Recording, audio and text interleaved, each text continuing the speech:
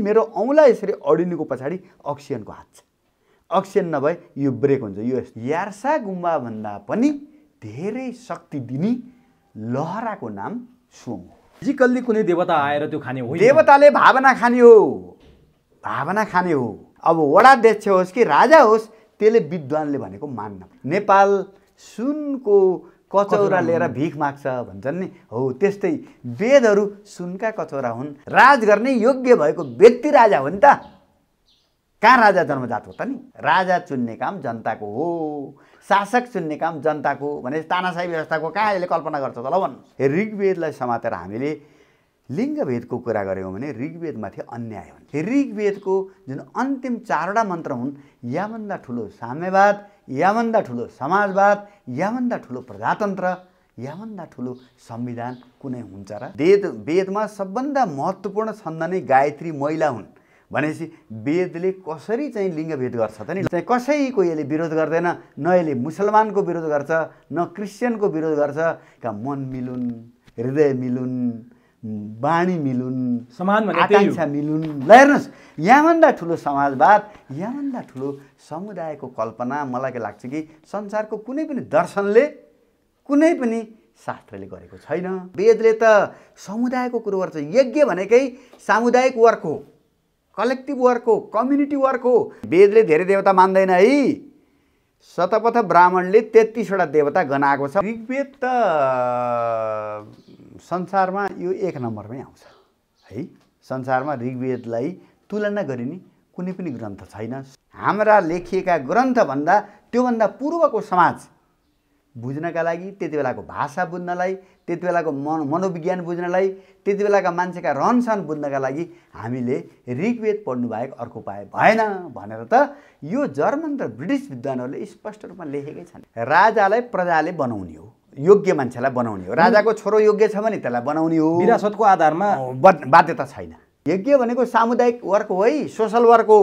यज्ञ भनेको केवल चाहिँ धान चामल हवन गर्ने भने होइन, क्षेत्रीलाई गायत्री मन्त्र दिनु हुँदैन भन्ने यो गलत कुरा हो। किनभने गायत्री मन्त्र द्रष्टा नै क्षेत्री ऋषि विश्वामित्र हुन्। यो 6वटा कुरा बुझेपछि बल्ल वेद बुझिन्छ।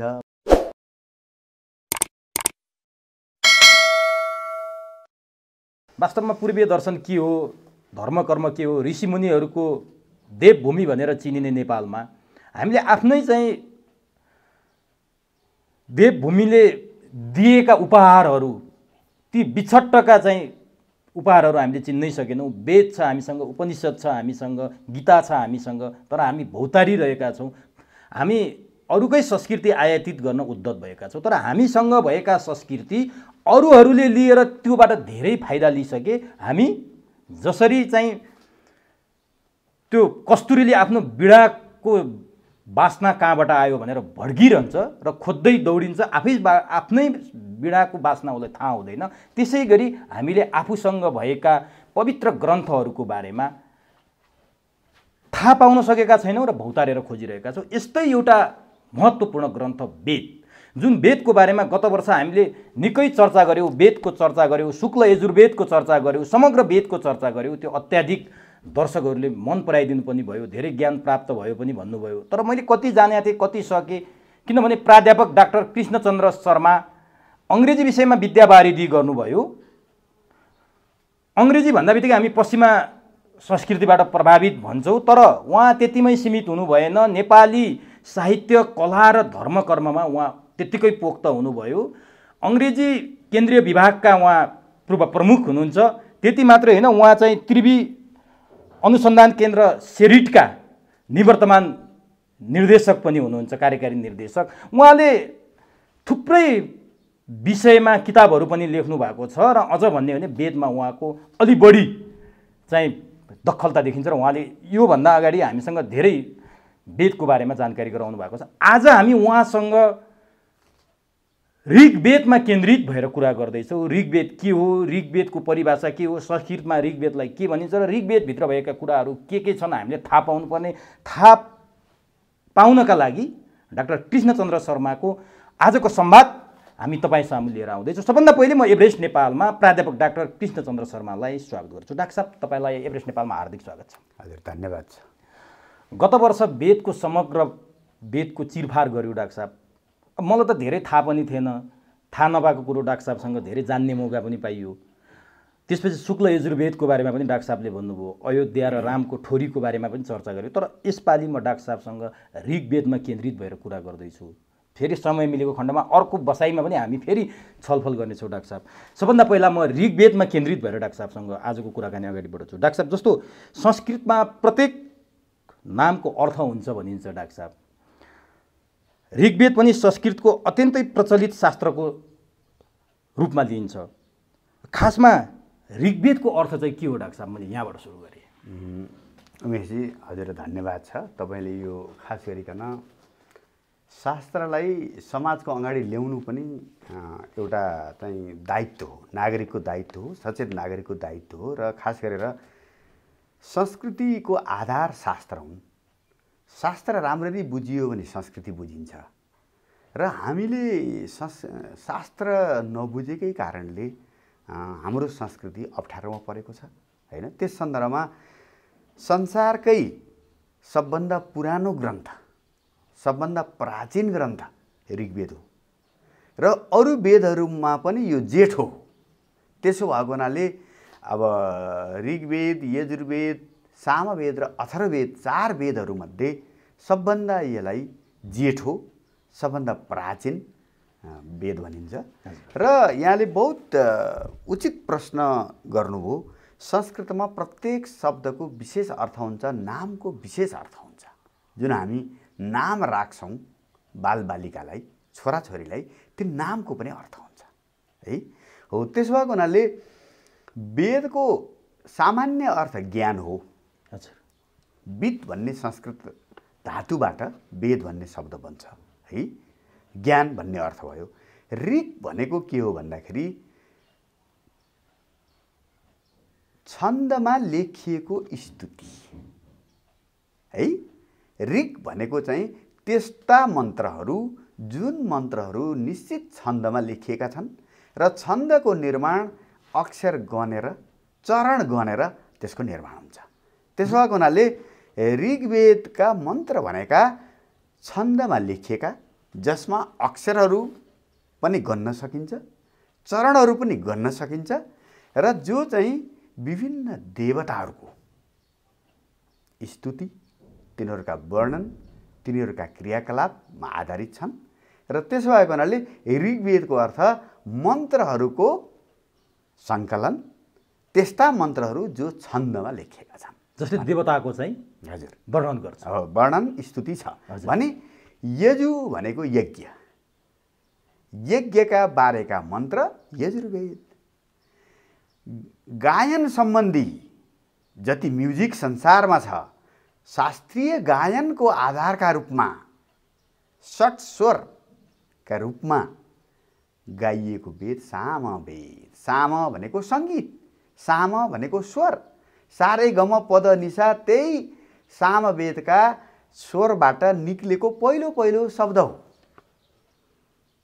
त्यसो भएर शास्त्रीय सङ्गीतको पहिलो सारे गम पद निसा भन्ने यी ध्वनिहरू यी चाहिँ के भन्दा सामवेदबाट आएका हुन्। त्यस भएर सामवेदमा त्यही ऋग्वेदका मन्त्रलाई तपाईँको सङ्गीतको आधारमा, लयको आधारमा गाइने भएको हुनाले त्यसलाई सामवेद भनिया हो। ए, लय र ताल मिलाएर चाहिँ ऋग्वेदलाई। जबकि त्यसका धेरै जसो मन्त्रहरू ऋग्वेदकै मन्त्र हुन्। ए, त्यहाँनिर चाहिँ शैली फरक भएको हुनाले त्यसको प्रस्तुति गेय, गीती, सिङ्गिङ भने ऋग्वेदको प्रस्तुति पोइम, पोइटिक, हैन, पोइटिक एक्सप्रेसन ऋग्वेद भयो, है। अब सिङ्गिङ सङ एक्सप्रेसन सामवेद भयो, है।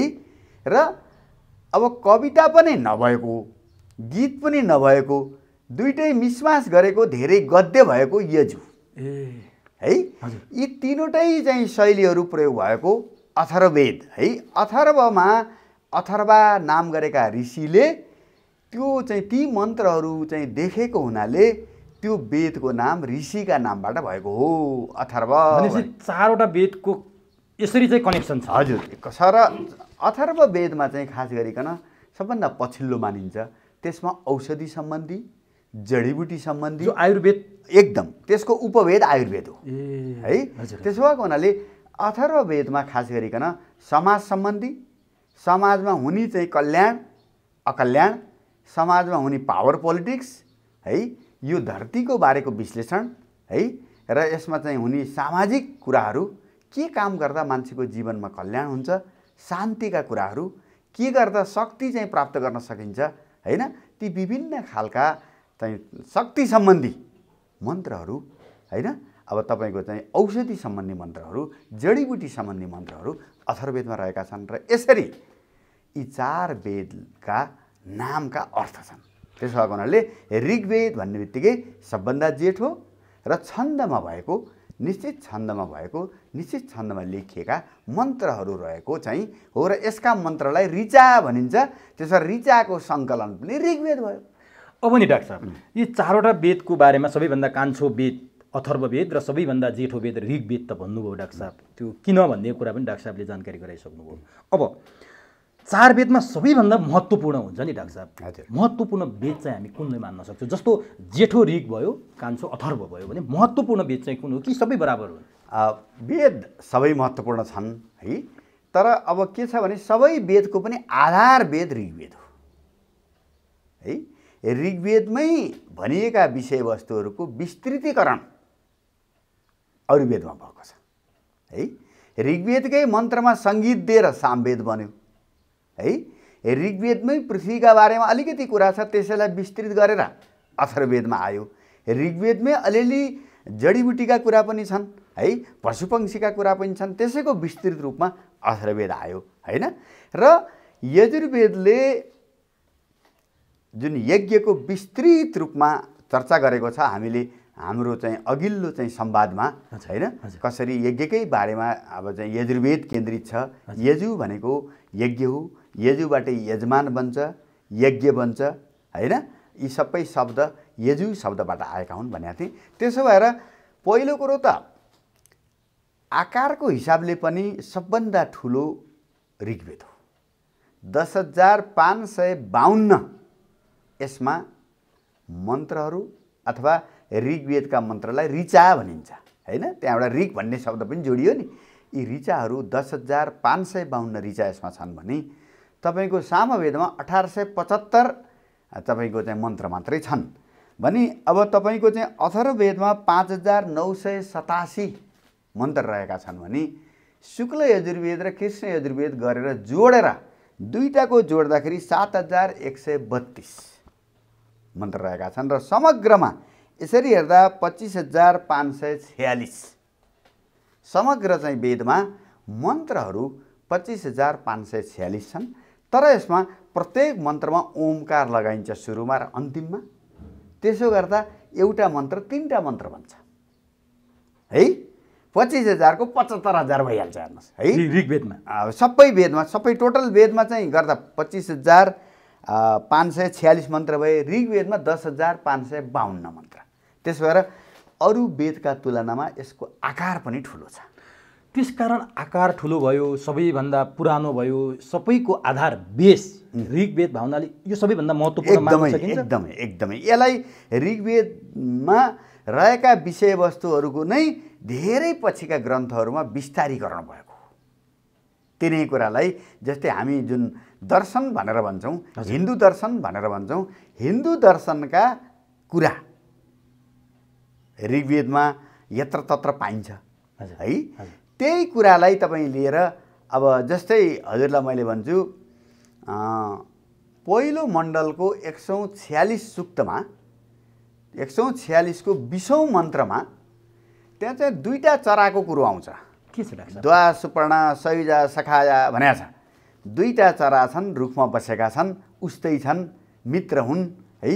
ती 2टामा एउटाले त्यो फल रुखमा फलेको फल खान्छ, अर्कोले हेरी मात्रै रहन्छ है। त्यो फल खाने, फल खाइसकेपछि त्यसको स्वादमा ऊ अरू सबै उसले बिर्सन्छ। म को हुँ, के हुँ, म किन यहाँ आएको हुँ भन्ने कुरा।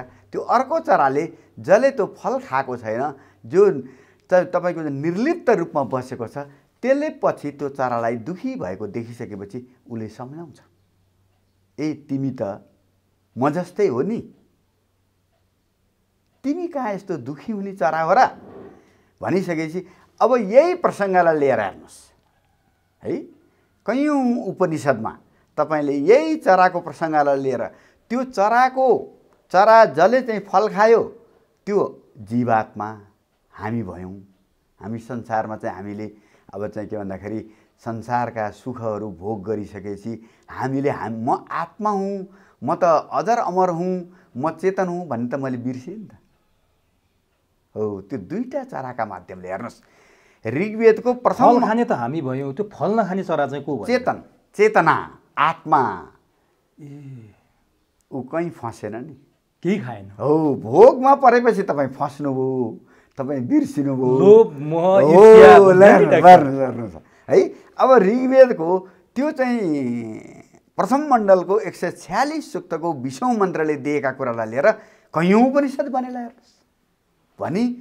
अब यो ऋग्वेदकै 10औं मण्डलको 90 सूक्तमा पुरुष सूक्त भन्ने छ।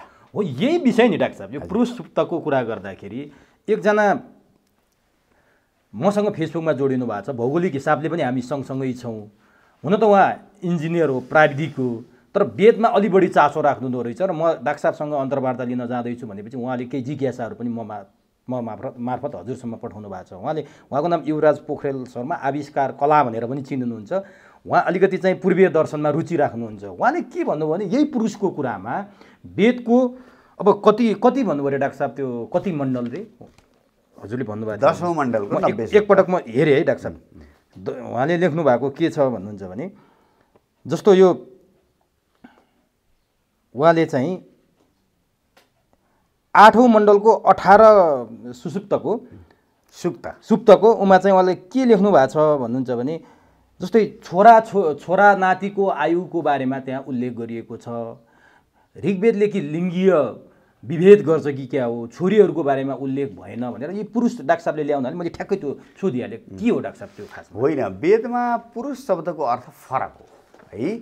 जस्तै तपाईँको वेदको 10औं मण्डलको 90 पुरुष सूक्त भने जस्तै त्यही कुरा फेरि यजुर्वेदको 31 अध्यायले पनि त्यही कुरालाई दोहोऱ्याएको छ है।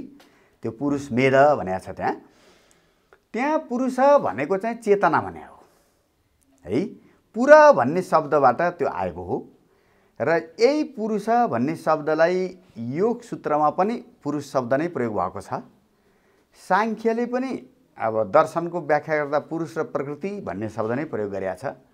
गीतामा पनि गीताको 15औं अध्यायमा उत्तम पुरुषस्तन्य होइन भनेर चाहिँ पुरुष नै शब्द प्रयोग गरेको छ। त्यहाँ पुरुष भनेको लिङ्गको कुरा होइन, त्यहाँ पुरुष भनेको चेतना हो, कन्सियसनेस हो है। हो, र त्यो चाहिँ तपाईँको वेदले पुरुष सूक्तमा के भन्छ भने सारा ब्रह्माण्डको रूप, सारा यो ब्रह्माण्ड, सारा धरतीलाई उसले एउटा शरीर मान्यो र त्यो शरीरलाई 9वटा हाम्रो फेरि मानव शरीरलाई सारा चाहिँ के भन्दाखेरि पञ्चतत्त्वको सारा धरतीको प्रतीक मान्छ हेर्नुहोस्। त्यसो भएर हाम्रो शरीरमा जस्तै 9वटा गेट मानिन्छ हेर्नुहोस्, द्वार, 2टा आँखा 2 द्वार, 2टा कान 2 द्वार, नाकका 2 पल 2 द्वार, 6 द्वार भए, मुख 7 द्वार भयो।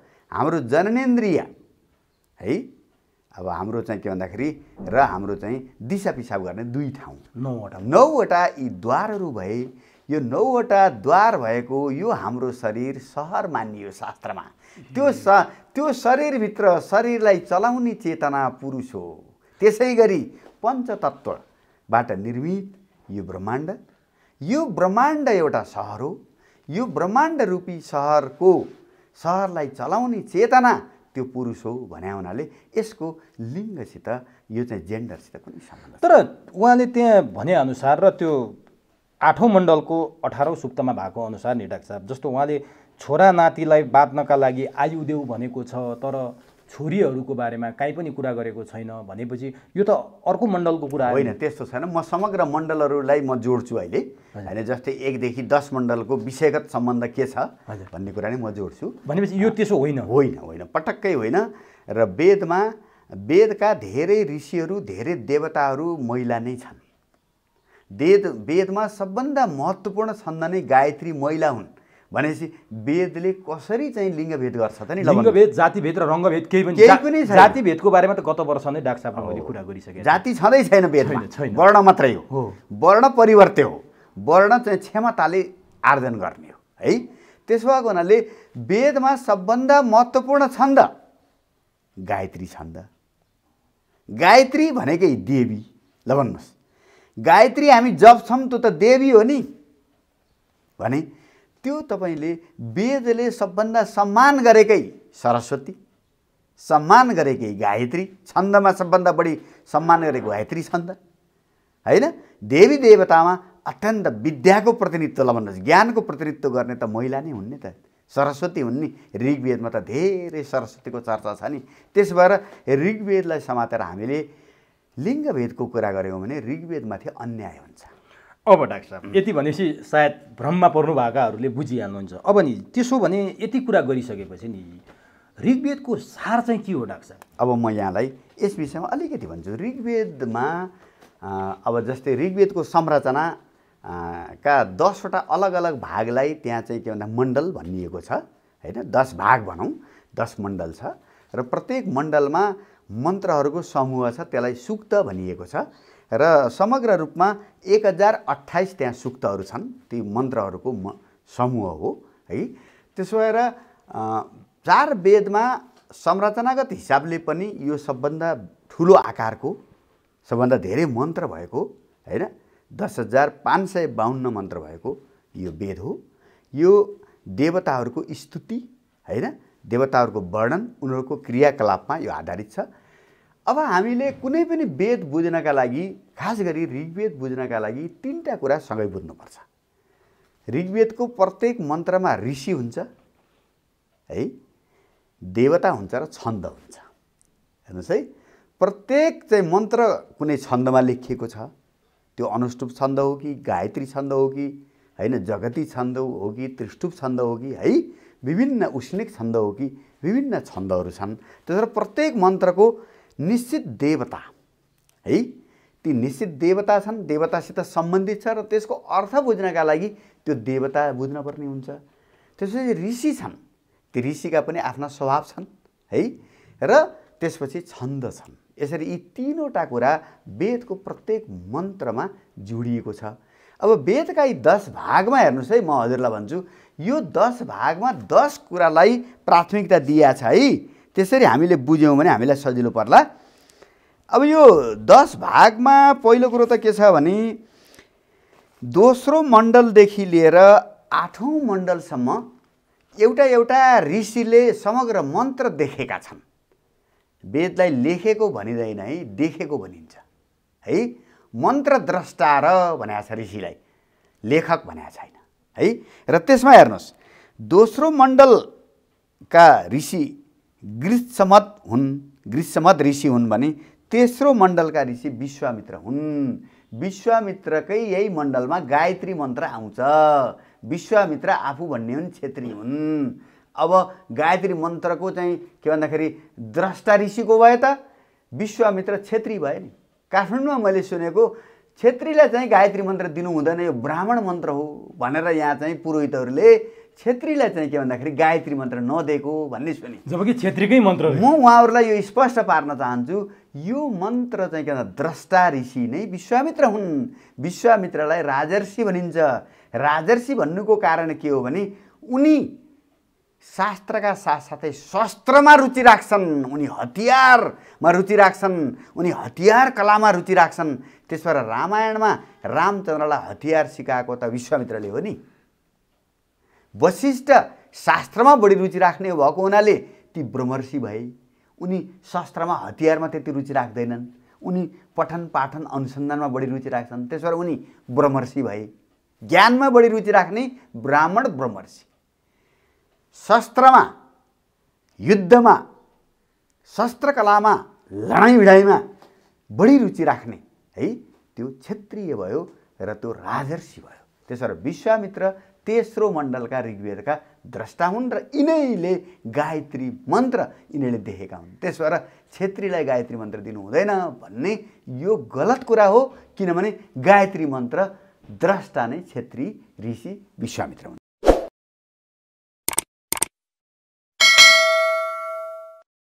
है कि। अब चौथो चाहिँ मण्डलका ऋषि वामदेव हुन्, पाँचौँ मण्डलका ऋषि अत्रि हुन्, छैठौँ मण्डलका ऋषि भरद्वाज हुन्, सातौँ मण्डलका ऋषि वशिष्ठ हुन् र आठौँ मण्डलका ऋषि कण्व र अङ्गिरा हुन् है। अब नवौँ मण्डलमा यी 2 देखि 7 सम्म आएका ऋषिहरू दोहोऱ्याइया छ। त्यसै गरी पहिलो र 10औँ मण्डलमा धेरै ऋषिहरू छन् है, धेरै ऋषि, धेरै देवता, धेरै छन्दहरूको प्रयोग भएको छ। यसरी तपाईको चाहिँ ऋग्वेदमा 2 देखि 8 सम्म सिंगल ऋषि अथवा उनको परिवार, जस्तै अत्रि ऋषि र अत्रि ऋषिका छोरा नाति है, त्यसै विश्वामित्र ऋषि र विश्वामित्रका छोरा नाति है, यसरी चाहिँ विभिन्न ऋषि कुल भनौँ न, ऋषि र ऋषि कुलले ती मन्त्रहरूलाई त्यो व्यवस्थापन गरे हो कि अर्गनाइज गरे हो हैन, त्यसलाई सिस्टमेटाइज गरे हो। त्यसो भएको हुनाले अब 1 र 10 मा धेरै ऋषिहरू छन्, धेरै छन्दहरू छन् है भने 2 देखि 8 सम्म निश्चित ऋषि, निश्चित छन्दको प्रयोग भएको छ। 9 मा चाहिँ 2 देखि 8 सम्म भएका ऋषिहरूलाई नै दोहोऱ्याइएको छ। यसरी यसको पहिला ऋषिका सन्दर्भमा हामी क्लियर हौँ। दोस्रो कुरो, ऋग्वेदमा लगभग सबै मण्डलमा कस्तो छ भने यो कुरा श्री अरबिन्दो, अब कसैले ऋग्वेद अध्ययन गर्न चाहन्छ भने पछिल्लो पटक सबभन्दा चाहिँ विद्वतापूर्ण अध्ययन गरेर लेखेको मान्छे श्री अरबिन्दो। उहाँलाई महर्षि नै भनिन्छ हैन। अब उहाँ त 1970 मा बित्नुभयो, 50 वर्ष भयो उहाँ बितेका हैन। उहाँको चाहिँ पण्डेचरीमा आश्रम छ र हाम्रो यहाँ थानकोटमा पनि त्यो चाहिँ के भन्दाखेरि अरबिन्दो आश्रम छ। उहाँहरूको लाइब्रेरी छ, म पनि त्यहाँ लाइब्रेरीमा गएर यी किताबहरू ल्याउने पढ्ने गर्छु। अरबिन्दोले के भन्नुभएको छ भने वेदको सार्थकता 2टा अर्थमा बुझ्नुपर्छ। पहिलो कुरा, वेदको उच्चारण पक्ष महत्त्वपूर्ण छ, सही उच्चारण गर्नु, एकदम त्यसको प्रभाव सही उच्चारणमा हुन्छ। त्यो विधि जान्नु पर्यो, त्यो छन्द जान्नु पर्यो है, पहिलो कुरो। त्यसरी वेदमा उच्चारण पक्ष अत्यन्त महत्त्वपूर्ण छ। देवताहरूको आह्वानका लागि ठिक ढङ्गको उच्चारण हुनुपर्छ भने एउटा त्यो चाहिँ ध्वनि पक्ष है, वेदको ध्वनि पक्ष छ भने अर्को अर्थ पक्ष। त्यो अर्थ पक्ष बुझ्नका लागि प्रत्येक मन्त्रमा जोडिएका देवताहरू बुझ्न जरुरी छ, किनभने त्यो देवताको आफ्नो चरित्र छ। जस्तै मरुत भन्ने देवता चाहिँ लडाकु हो, हेर्नुहोस्।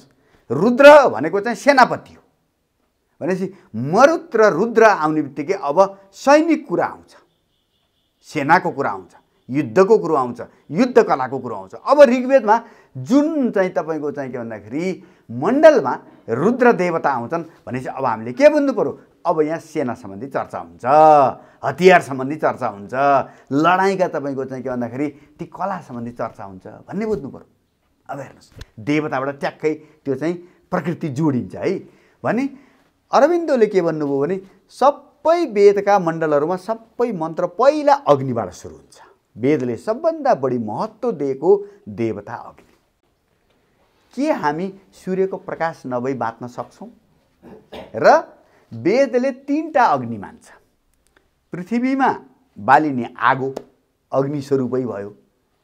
यो बीचको अन्तरिक्ष मण्डलमा चम्किने बिजुली, विद्युत, त्यो चाहिँ यही आगोको चाहिँ अन्तरिक्ष स्वरूप हो। अर्को आकाशको सूर्य, यो 3वटालाई नै अग्नि मान्छ, 3वटालाई नै सूर्य मान्छ भने आकाशको सूर्य अन्तरिक्षमा बिजुली भयो, बिजुलीका रूपमा चम्क्यो। पृथ्वीमा आउँदा अग्निका रूपमा आयो भने यही अग्नि अन्तरिक्षमा विद्युत रूपमा भयो भने आकाशमा सूर्य रूपमा भयो। त्यसो भएर धेरै देवताहरूमध्ये मैले भने नि वेदले धेरै देवता मान्दैन है। शतपथ ब्राह्मणले 33वटा देवता गनाएको छ, मैले गत वर्ष भनिसकेँ हैन। त्यो 33वटा देवतामा पनि यी 3टालाई मुख्य देवता मान्छ। अग्निको बारेमा त व्यापक चर्चा गर्नुभएको छ डाक्टर साहबले। पृथ्वीको मुख्य चाहिँ के देवता अग्नि, अन्तरिक्षको मुख्य देवता त्यो विद्युत चड्किने, चम्किने, गर्जिने, चट्याङ, इन्द्रको साधनका रूपमा भने आकाशको सूर्य। त्यसो भएर चाहिँ के भन्दाखेरि अरबिन्दोले के भन्नुभयो भने अब हेर्नुहोस्, ऊर्जाको स्रोत के हो? सूर्य हो नि त। हेर्नुहोस्, ऊर्जाको स्रोत सूर्य, वायुबाटै त्यो विद्युत निक्लिने हो नि त, चड्किने हो नि त। तपाईँको बर्खाका बेलामा जब बादल हुन्छ तब चड्किन्छ भनेपछि अर्को ऊर्जाको स्रोत वायु हो। अर्को अग्नि हो। यी सबै ऊर्जाका स्रोत हुन् र हाम्रो जीवन ऊर्जामा टिकेको छ। त्यसो भएको हुनाले वेदले सबभन्दा पहिलो महत्त्व दिएको देवता अग्नि, किनभने अग्नि हाम्रो संस्कृतिसित, सभ्यतासित, हाम्रो भोजनसित, हामीलाई सभ्य बनाउने कुरासित अग्नि आस्या छ। त्यसपछि दोस्रो नम्बरमा यसले चाहिँ वायुलाई, अग्निबाट अब सूर्य पनि त्यही प्रतिनिधित्व भयो है, किनभने अग्नि भनेकै अग्निकै रूप सूर्य हो। त्यसपछि वायुलाई उसले महत्त्व दिएको छ, किनभने वायु नभए त ब्रह्माण्ड नै चल्दैन है। अक्सिजन नभए त तपाईँको पानी हुँदैन नि त। O2 भनेकै हाइड्रोजन र चाहिँ अक्सिजन होइन त नि। अक्सिजन नभएपछि कहाँ पानी हुन्छ त नि।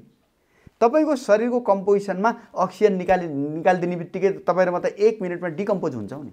अहिले कोरोनाको बेलामा अक्सिजनको अभाव त हामी हेर्न सक्छौँ भने अक्सिजनले त्यति मात्रै होइन, प्रत्येक कुरा जुन चाहिँ बनोड छ नि, मेरो औँला यसरी अडिनुको पछाडि अक्सिजनको हात छ। अक्सिजन नभए यो ब्रेक हुन्छ, यो यस्तो हुन्छ। ल वायु ब्रह्माण्ड चलाउने पनि वायु हो, हामीलाई चलाउने पनि वायु हो। हामी त्यसैलाई प्राण भन्छौँ संस्कृतमा। प्राण भनेको संस्कृतमा वायु है। भने अर्को इन्द्र भनेको इन्द्रियको मालिक, बोली यही हो इन्द्र। हेर्नुहोस्, त्यसो र आँखाले देख्ने, कानले सुन्ने यी सबै त इन्द्रिय हुन् नि। हातले काम गर्ने कर्मेन्द्रिय, खुट्टाले काम गर्ने, यी सबैको मालिक इन्द्र। भने तपाईँको शरीरलाई एउटा चाहिँ चलाउने नभइकन कसरी चल्छ त नि। ल हेर्नुहोस्, अब इन्द्र भने शासक भयो नि, राजा भयो नि, तपाईँको प्रधानमन्त्री भयो नि, राष्ट्रपति भयो नि। हो, पोलिटिकल शासक भनेको इन्द्र हो। इनर्जीको स्रोत भनेको अग्नि हो। मुभमेन्ट, ऊर्जालाई मुभ गराउने वायु हो।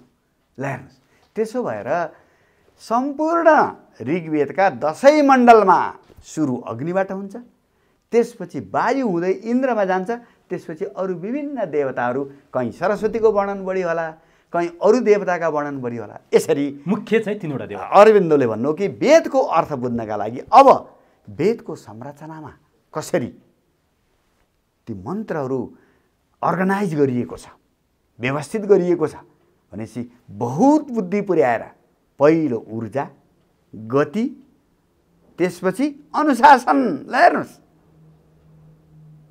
पहिला इनर्जी, मुभमेन्ट, डिसिप्लिन। इन्द्र भनेको त अनुशासन, शासन गर्ने हो। त्यसो भएर घरको बाउ इन्द्र हो है।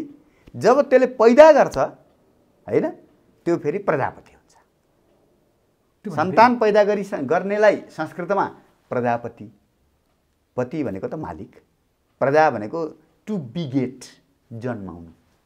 जस्तै स्वस्तानीमा दक्ष प्रजापति भएर धेरै सतीदेवीहरू लगायत धेरै जन्माएको भनेर हो। प्रजापतिको अर्थ नै जन्म दिने भने हो होइन। त्यसो ब्रह्माजीले सृष्टि गर्दाखेरि कसैलाई त जिम्मा दिनु पर्यो नि। हो, त्यो प्रजापतिहरूको निर्माण गरेर उनीहरूलाई जिम्मा दिए। भनेपछि ऋग्वेदको महत्त्वपूर्ण कुराहरू यी हुन्। अब म आउँदैछु। अब मैले हजुरलाई ऋषिका बारेमा त भने है कि। अब यसमा के छ भन्नुहुन्छ भने बुझ्नुपर्ने कुरो, यी चाहिँ 10 मण्डलका विषयवस्तु के हुन् त। अब यसमा जान पर्यो, सार हो, विषयवस्तुको सार। हेर्नुहोस्, अब पहिलो मण्डलमा यो ऋग्वेदभित्र भएका 10वटै मण्डलका महत्त्वपूर्ण विषय एकदम महत्त्वपूर्ण विषय। हेर्नुहोस्, अब यो ऋग्वेदमा पहिलो मण्डलको तपाईँको चाहिँ मुख्य किवर्ड, अनुसन्धानमा जुन शब्द सबभन्दा बढी महत्त्वपूर्ण हुन्छ त्यसलाई किवर्ड भन्छ कि है। त्यो चाहिँ हो। त्यसो भएको हुनाले त्यसको किवर्ड भनेको तनुकृत भन्ने शब्द हो है।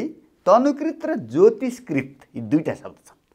भनेपछि पहिलो मण्डलमा स्वस्थ शरीरको निर्माण कसरी हुन्छ भन्ने कुरा छ। हेर्नुहोस्, पहिलो शरीर चाहियो नि, र त्यो पनि स्वस्थ चाहियो, स्वस्थ शरीर चाहियो नि।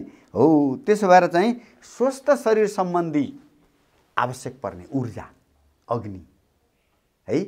त्यसपछि चाहिँ इन्द्रियहरू चलायमान हुने है, तपाईँको पाचन क्रिया ठिक हुने, तपाईँको चाहिँ के भन्दाखेरि सबै शरीरका अङ्गहरू ठिक ढङ्गले काम गर्ने, यो सबै कुराका सन्दर्भमा सबभन्दा बढी 10 मण्डलमा अन्यत्र पनि चर्चा होला, केन्द्रित रूपमा चर्चा तपाईँको चाहिँ तनुकृत र ज्योतिषकृत भनेको छ है। यी दुईटा यसका किवर्ड हुन् जसले पहिलो मण्डलमा ऋग्वेदमा सबभन्दा बढी शरीरको महत्त्व छ। अस्तित्वका लागि शरीर चाहियो, यज्ञ गर्नलाई शरीर चाहियो। यज्ञ भनेको सामुदायिक वर्क हो है, सोसल वर्क हो।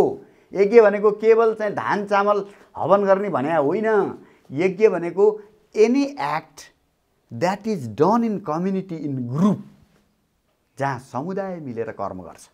केही व्यक्तिगत यज्ञहरू पनि छन् होइन, जस्तै चाहिँ के भन्दाखेरि अग्निहोत्र जस्ता यज्ञहरू छन्। अन्यथा वेदले विधान गरेको यज्ञ भनेको के हो भने, अब हेर्नुहोस् यज्ञकै सन्दर्भमा म पछि चर्चा गरौँला 10औं मण्डल। त्यसमा पहिलोमा शरीर सम्बन्धी कुरा छ भने दोस्रोमा सम्पन्न कसरी हुने, रैवान भन्ने शब्द यसको चाहिँ किवर्ड हो। हरेक मण्डलमा एउटा किवर्ड छ। अब एउटा या दुईटा छन्, त्यो त अब रिसर्चबाट निकाल्न पर्यो नि, मैले यो निकालेँ है।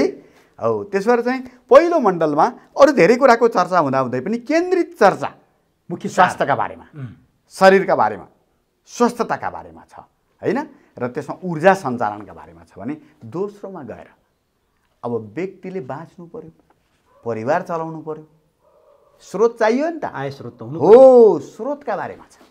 हेर्नुहोस् कसरी चाहिँ धनवान हुने भनेको छ है, मेहनत गर्नुपर्छ भन्ने कुरा छ भने तेस्रोमा गएर केवल शरीर बलियो भएर स्वस्थ भएर र चाहिँ के भन्दाखेरि खेतबारी घोडा चाहिँ के भन्दा हात्ती भएर पुग्छ त, पुग्दैन।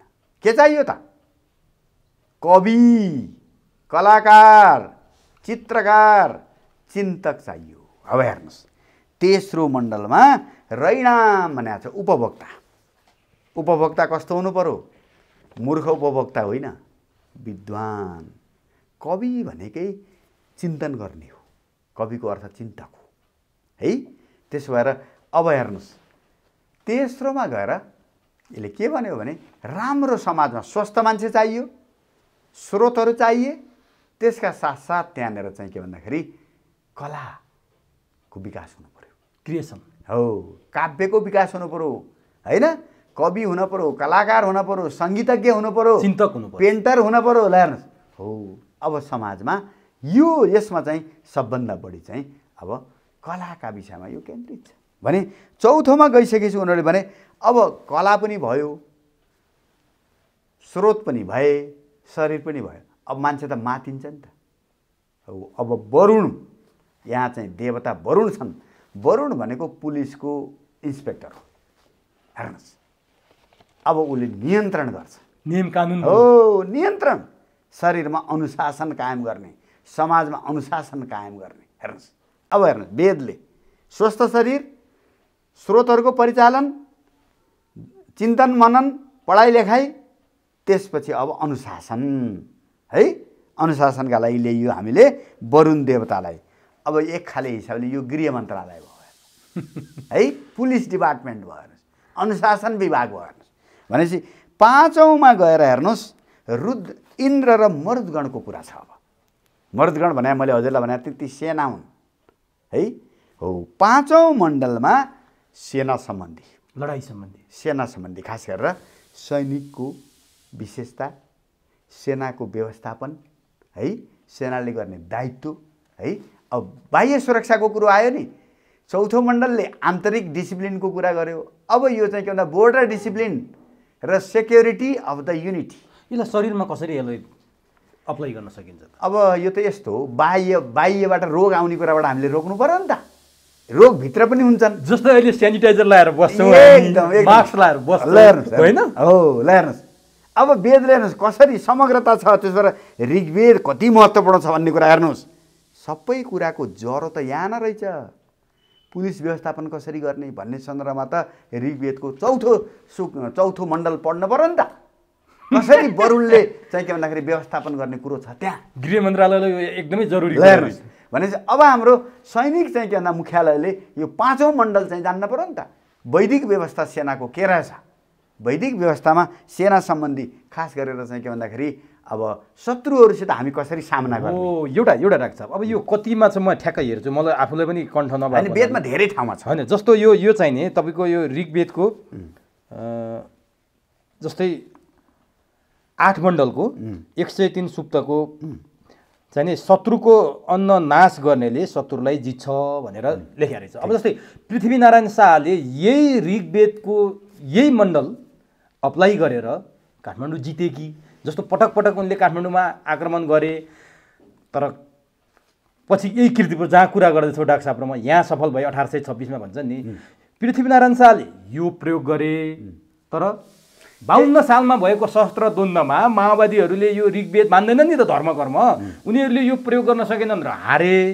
पृथ्वीनारायण शाह चाहिँ ऋग्वेदमा प्रयोग भएर चाहिँ जिते भन्नेहरूले पनि यसरी व्याख्या, यो के हो डाक्टर? यसलाई यसरी हेरौँ, खास गरिकन अब हिन्दू राजाहरूलाई उनका गुरुहरूले होइन, अब यो सैनिक संरचना सन्दर्भमा त अब के हुन्थ्यो भन्दा गुरुहरू पढालेखा विद्वान गुरुहरू हुन्थ्यो र त्यो पृथ्वीनारायण शाहभन्दा अघिदेखि नै होइन अब धेरै हिन्दू राजाहरूलाई यी कुराहरू, यी चलनहरू निश्चित रूपमा वैदिक मान्यता परम्पराहरूलाई उनीहरूलाई सुसूचित गरिन्थ्यो, शिक्षित गरिन्थ्यो र अब त्यो चाहिँ पृथ्वीनारायण शाहले पनि त्यो परम्पराबाट सिके होलान्। भनेपछि उनले ऋग्वेद अध्ययन गरे हुनुपर्छ होइन, उनले भन्दा नि उनका गुरुहरूले उनलाई यो कुरा सिकाए है। त्यसो भएर उनले त अध्ययन गर्ने मौका पाएनन्। पृथ्वीनारायण शाह त सधैँ युद्धमै व्यस्त भए बच्चैदेखि होइन। पृथ्वीनारायण शाह 6 वर्षदेखि नै नमर्दासम्म उनी आफू नै योजना बनाउने, योजनालाई कार्यान्वयन गर्नेमा लागे होइन। त्यसो भएर अब उनले पढे म भन्दिनँ, तर उनलाई शिक्षा दिने र यो परम्परा विकसित भएको थियो। हिन्दू राजाहरूलाई त्यसरी चाहिँ शिक्षा दिने परम्परा। भनेपछि 2052 सालमा भएको सशस्त्र द्वन्द्वको एउटा उदाहरण दिन खोजे डाक्टर साहब। त्यहाँ पनि प्रचण्ड बाबुरामले त्यो प्रयोग गरेको भए अथवा उनका गुरुहरूले ऋग्वेदमा आधारित युद्ध गरे भए सफल हुन्थे उनीहरू? म त्यतातिर जान्न, त्यो जोड्न म चाहन्न है। र मैले चाहिँ हजुरलाई के भन्दै थिएँ भने ऋग्वेदको प्रत्येक मण्डलमा विशिष्टता छ। जस्तै पहिलोमा शरीर, दोस्रोमा स्रोत, तेस्रोमा चाहिँ के भन्दाखेरि चिन्तन, चौथोमा चाहिँ आन्तरिक अनुशासन र पाँचौँमा इन्द्र र चाहिँ के भन्दा मरुदगणहरूको आधारबाट कसरी शत्रुसित मुकाबिला गर्ने, कसरी आफूलाई बलियो बनाउने, आफ्नो सेना कसरी सुरक्षित राख्ने भन्ने पाँचौँमा छ भने छैठौँमा गएर के भनेको छ भने बस्तीहरू क्षितय पृथिव्याम भनेको छ। यो छैठौँ मण्डलको पहिलो सूक्तको दोस्रो मन्त्रको भाग हो।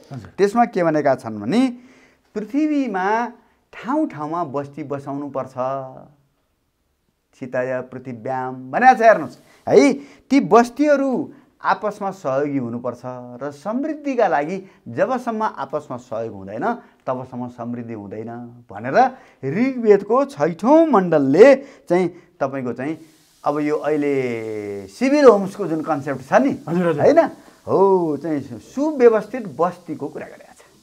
हेर्नुहोस्, अनि सबै वेदमा आधारित कामहरू हेर्नुहोस् है, हेर्नुहोस् अब हजुरले नि सुन्दै जानुहोस्। त्यसो भएर यो त गहन ढङ्गले पढ्दै जाँदा कति जान्ने भइन्थ्यो। अब हामीले त यो बाहुनको विद्या हो भनेर त्यहाँ त म आउँछु नै डाक्टर है। ल हेर्नुहोस्, अब यसमा के भनेको छ भने सहयोग विश्वासका आधारमा मात्रै यी बस्तीहरू परस्परमा समृद्ध हुन्छन्, सुखी हुन्छन् भन्ने कुरा छैठौँमा छ।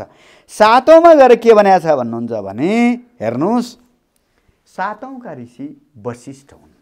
वशिष्ठबाटै वरिष्ठ विशिष्ट भन्ने शब्द बन्छ।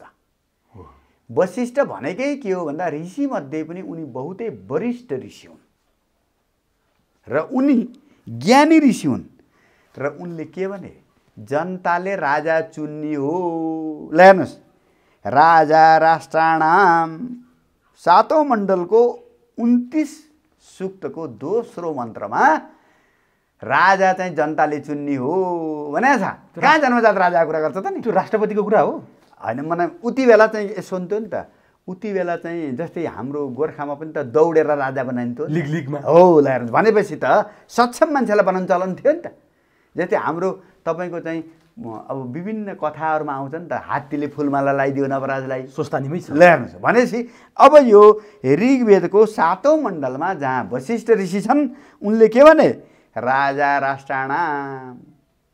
त्यसो भए डाक्टर साहब अलिकति हिन्दू धर्मको अर्को कुरा खण्डन भएन? जस्तो राजालाई विष्णुको अवतार मानिन्छ र यो त्यसरी नै राजा हुँदै जाने भन्ने कुरो सुनिन्छ नि, त्यो के हो डाक्टर साहब? अब यस्तो छ, राजालाई प्रजाले बनाउने हो, योग्य मान्छेलाई बनाउने हो। राजाको छोरो योग्य छ भने त्यसलाई बनाउने हो, विरासतको आधारमा बाध्यता छैन। अनि हिन्दूको यसो हो, त्यो विष्णुको अवतार होइन, त्यो विष्णुको अवतार त सबभन्दा सक्षम भन्ने अर्थमा विष्णु अवतार भने हो है। अब यसको हेर्नुहोस्, राजा वरण प्रजाले गर्छ भन्ने कुरा 7 मण्डलको 29 सूक्तको 2 छ कि र यो कुरा 10औं मण्डलको पनि 173 सूक्तको 9औं मन्त्रमा यो कुरा भनेको छ। राजा चुन्ने काम जनताको हो, शासक चुन्ने काम जनताको भने तानाशाही व्यवस्थाको कहाँ यसले कल्पना गर्छ त ल भन्नुहोस्। राजा भनेको त यस्तो हो, हाम्रो उसमा चाहिँ सबभन्दा ठुलो शासकको नाम पो राजा हो त, जन्मजात राजा कुरो होइन नि। त्यो तपाईँ अहिले प्रेसिडेन्ट भन्नुहोस्, प्राइम मिनिस्टर भन्नुहोस्, किङ भन्नुहोस्, त्यति बेला त्यसलाई किङ भनियो के है। त्यो राजा भनेको चाहिँ के भन्छ, राज गर्ने क्षमता भएको भनेको राजाको अर्थ। त्यो पनि जनताले छान्नु पर्यो। प्रशासन गर्ने क्षमता भएको व्यक्ति राजा भने हो। मिनिङ अफ राजा हेर्नु चाहिँ संस्कृतमा प्रत्येक शब्दको अर्थ हुन्छ भनेको थियो नि। राजा भनेकै राज गर्न क्षमता भएको, राज गर्न क्षमता भएको राजा, योग्य भएको राज गर्ने योग्य भएको व्यक्ति राजा हो नि त। कहाँ राजा जन्मजात हो त नि। त्यही भएर त्यो प्लेटोले पश्चिममा पनि 2500 वर्ष के भनेको थियो, जो मान्छेले सबभन्दा बढी पढेको छ, 35 वर्ष अध्ययन गरेको छ, त्यो दार्शनिक राजा हुन्छ भनेको थियो। भने त्यहाँ पनि राजा चुन्ने कुरा रहेछ नि त। ल हेर्नुहोस्, 7औं मण्डलले देशको प्रशासक जनताले चुन्ने हो भनौँ, मुख्य मान्छे प्रशासक, त्यसलाई राजा भने हो के। राजा भन्नाले जन्मजात राजा कुरै होइन है भनौँ भने। 8औँमा गएर के भन्यो भन्दाखेरि यी सीमा बन्धनहरू त हामीले जस्तै गाई भैँसीले खेती नखाइदियोस् भनेर बार्छौँ। त्यो बार्ने कुरा त किन सुरक्षा कुरो हो नि।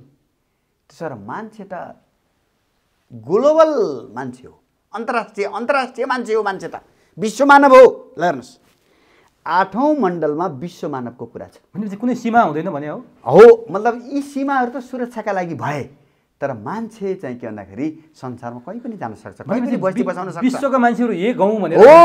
ल हेर्नुहोस्, अब यो ऋग्वेदको 8औं मण्डलमा त्यसको केन्द्रीय शब्द, त्यसको किवर्ड नै विश्वमन भन्ने शब्द हो। विश्वमन भनेको विश्वमानव। हेर्नुहोस्, ग्लोबल ह्युमन बिङ, विश्वमानुष।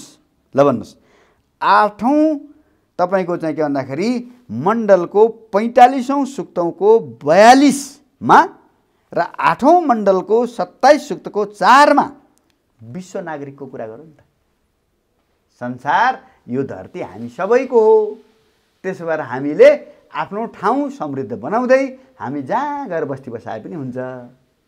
यो धरती हाम्रै हो। ल भन्नुहोस्, भनेपछि कहाँनिर चाहिँ त्यो सङ्कीर्णताको कुरा, कहाँनिर त्यो चाहिँ कुरा आउँछ। ल भन्नुहोस् है। अब 8औँमा गएर विश्व मानवको कुरा आयो।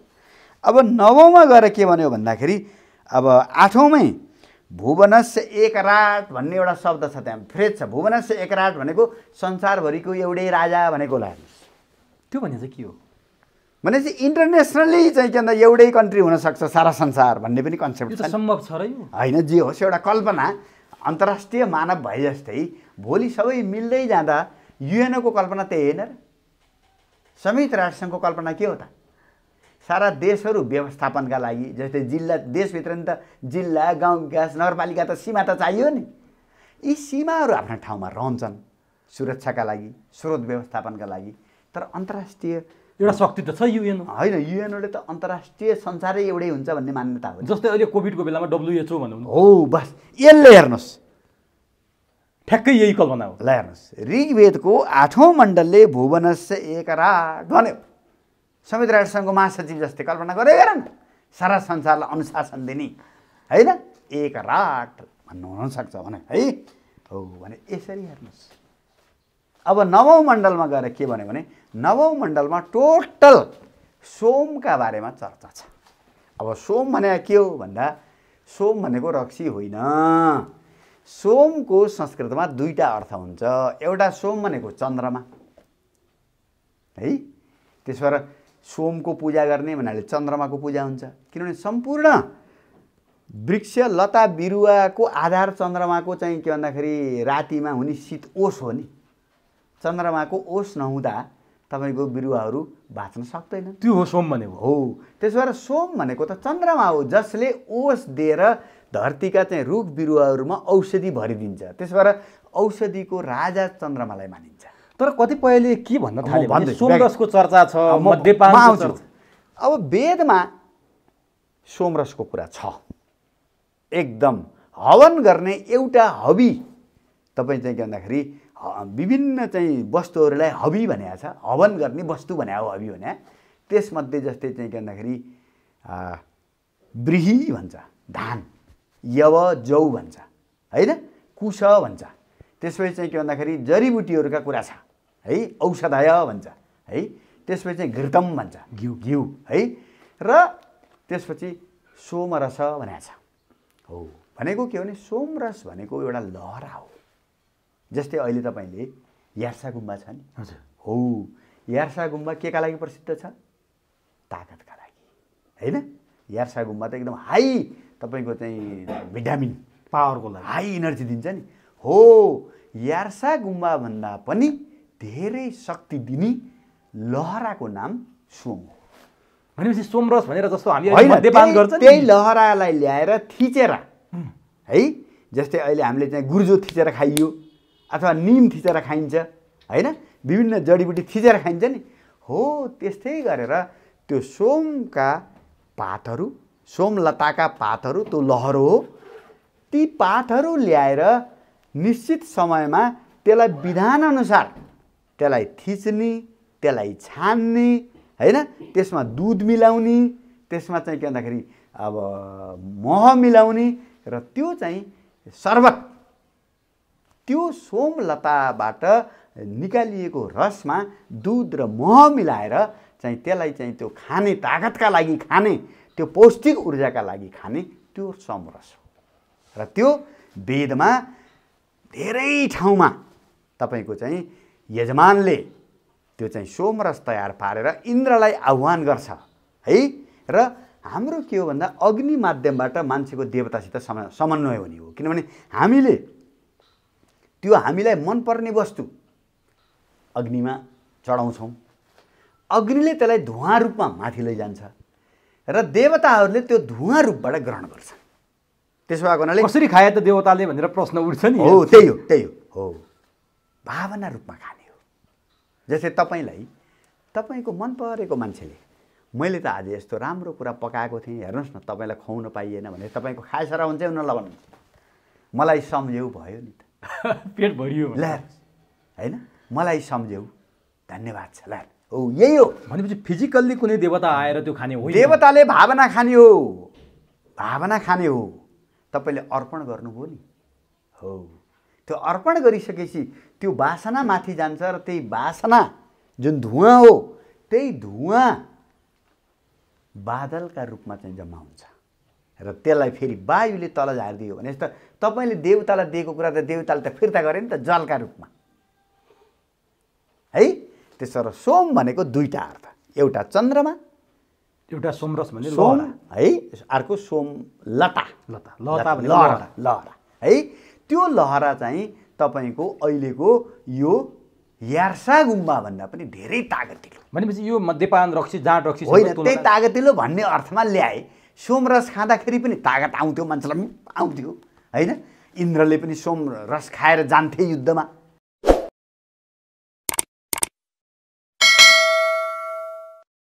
है र अत्यन्त मेहनतका साथ त्यसलाई बनाइन्थ्यो। कमजोर मान्छेलाई त्यो खुवाएपछि बलियो हुन्थ्यो है। भने त्यो चाहिँ त्यो फेरि एकदम प्रोसेसबाट तयार गरिन्थ्यो र त्यसको चाहिँ व्याख्या यजुर्वेदमा छ। यो नवौँ मण्डलमा फेरि सोम भनेको त्यति मात्रै होइन, सोम भनेको अर्को अर्थ वेदमा विद्वान हो, विद्या हो। त्यसो भएर धेरै इन्द्रहरूको पनि राजा सोमलाई मानिन्छ। अब हेर्नुहोस् यो नवौँ मण्डलमा के गर्यो भने हामीले बलियो शरीर बनायौँ, स्रोतहरूको व्यवस्थापन गऱ्यौँ, चिन्तन मनन लेखाइ पढाइ पेन्टिङ म्युजिक होइन काव्य बनायौँ। अब चाहिँ इन्टरनल डिसिप्लिन कायम गऱ्यौँ, बाह्य शत्रुहरूबाट पनि देशलाई जोगायौँ होइन, बस्तीहरू राम्रा बनायौँ, व्यवस्थित सुशासित बस्ती, परस्पर सहयोग गर्ने बस्ती होइन, विश्वास भएका बस्ती बनायौँ। त्यसपछि हामीले बस्तीहरू विस्तार गर्दै गयौँ, विश्व मानवका रूपमा गयौँ होइन। र हामीलाई शासन गर्ने तल चाहिँ के भन्दाखेरि वडाध्यक्ष हुन्थे भने, नगरपालिकामा मेयर हुन्थे भने, जिल्लामा सिडिओ हुन्थे भने, तपाईँको चाहिँ काठमाडौँमा चाहिँ के भन्दाखेरि मन्त्री हुन्थे भने, अब यसरी फैलिँदै जाँदा संयुक्त राष्ट्रसङ्घको महासचिव जस्तै अब यो चाहिँ अब ऋग्वेदले भुवनस्य एकराट भनेर यो सारा संसारको एउटै शासक हुनसक्छ, हामी सारा संसार एउटै देश बन्न सक्छौँ, एउटै धरती हुन सक्छौँ भनेर त्यसलाई फेरि कसरी नियन्त्रण गर्ने त? अब त त्यसमा त विविधता अराजकता छ। त्यो सबै विद्याले 9औं मण्डलमा गएर सोम भनेको शान्तिको प्रतीक हो नि, चन्द्रमा त शीतलताको प्रतीक हो नि। अब एकदम विद्याले शास्त्रले अब शस्त्रलाई, शास्त्रले अब तपाईँको धनलाई, शास्त्रले अब चाहिँ शरीरलाई चाहिँ नियन्त्रण गर्यो, अनुशासनमा राख्नु पर्यो। ल हेर्नुहोस् 9औं मण्डलमा गएर अब सारा 1 देखि 8 सम्म गरिएको व्यवस्थापनलाई अब विद्याले त्यसलाई ठिक ठाउँमा राख्नुपर्छ भनेपछि अब वडाध्यक्ष होस् कि राजा होस् त्यसले विद्वानले भनेको मान्नुपर्छ। माने विधि पद्धति हो त्यो, एकदम विद्या शास्त्र भन्नुहोस् न, संविधान भने जस्तै मुलुकमा हामीले सबभन्दा ठुलो शास्त्र केलाई मान्यौँ? संविधानलाई मान्यौँ नि। हो, यहाँनिर सबभन्दा ठुलो को हो त भन्दा ऋषि हो, महर्षि हो, विद्वान हो। त्यसो भएर राजाले कसरी चल्ने, वडाध्यक्षले कसरी चल्ने, कविले कसरी चल्ने भन्ने कुराको विधान त्यो सोमले गर्छ, त्यो विद्वानले गर्छ, त्यो आचार्यले गर्छ भने अब यहाँ गुरुकुलको कुरा पनि, शिक्षक कस्तो हुनुपर्छ भन्ने कुरा पनि, विद्यार्थी कस्तो हुनुपर्छ भन्ने कुराको पनि चर्चा छ। त्यसो भएको हुनाले सोमका अर्थ 3टा भए है, सोमलता, चन्द्रमा र विद्वान विद्या है। यसरी हेर्नुहोस् कस्तो इन्टिग्रेसन छ।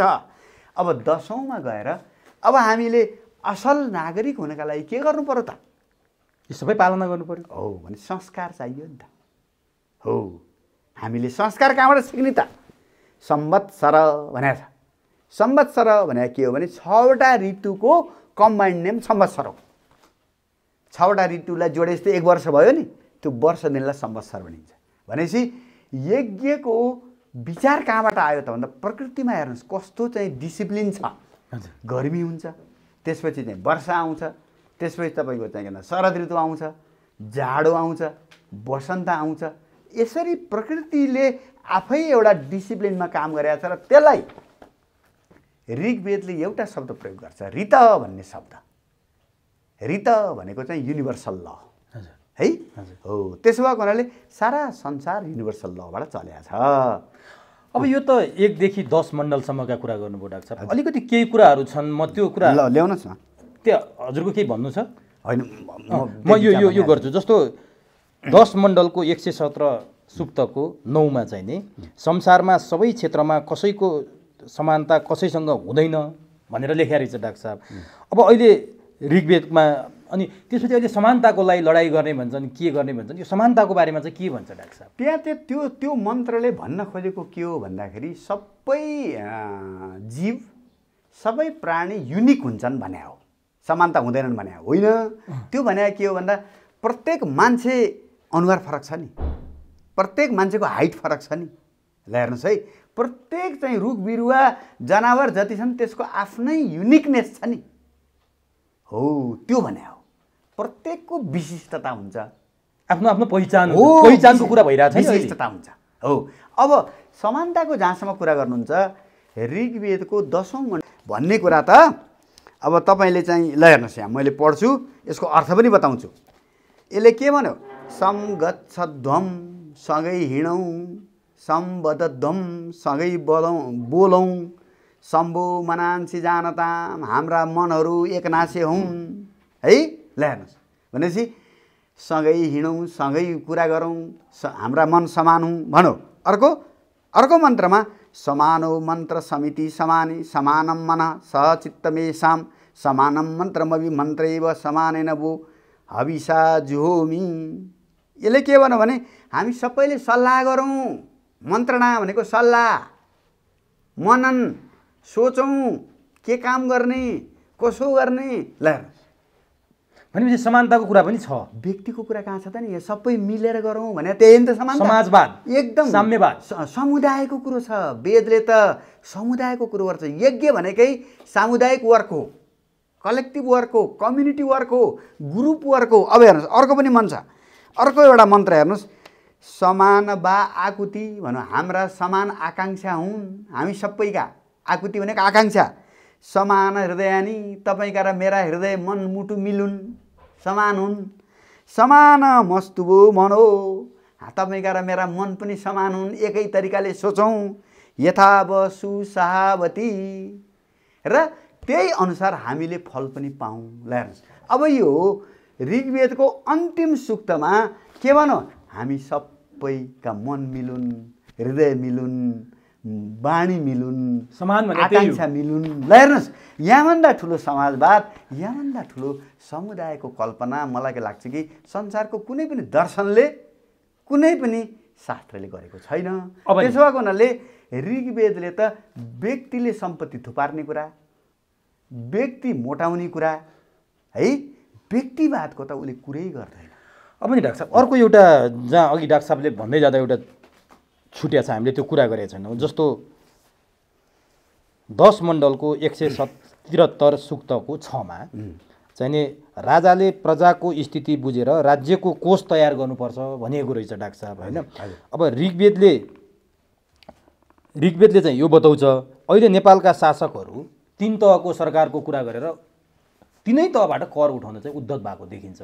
यहाँ चाहिँ कसरी मिल्छ भनेर चाहिँ कुरा गर्नु। अनि यसो, अब त्यो ऋग्वेदले त अब मैले भने नि 7औं मण्डल र 8औं मण्डलमा त स्पष्ट रूपमा के छ भन्दा प्रजाको जसरी हित हुन्छ, होइन, प्रजाले नै शासक चुन्ने हो है, प्रजाको हित नै खास राजाको लक्ष्य हो है।